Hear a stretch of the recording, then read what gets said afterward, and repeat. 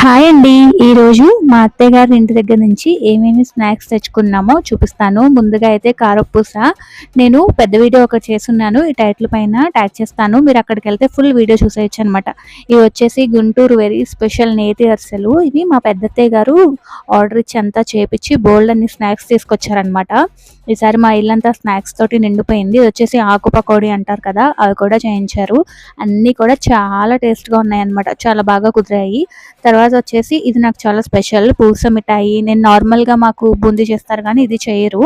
ఇది చాలా బావుందనమాట. చాలా డిఫరెంట్‌గా ఉంది. నార్మల్ మిఠాయితో పోలిస్తే అన్నిటికన్నా హైలైట్ ఇదే అని చెప్పాలి. దాని తర్వాత వచ్చేసి నార్మల్ చెక్కలు. ఇవి ఏలూరులో చాలా వరకు తినేసాము. కొన్ని ఉంటే తీసుకొచ్చాననమాట. అసల తిని కొన్ని సంవత్సరాలైన వస్తువు ఏదన్నా ఉంది అంటే గవ్వలు. ఎప్పుడో తిన్నాను. చాలా రోజులయిపోయిందనమాట.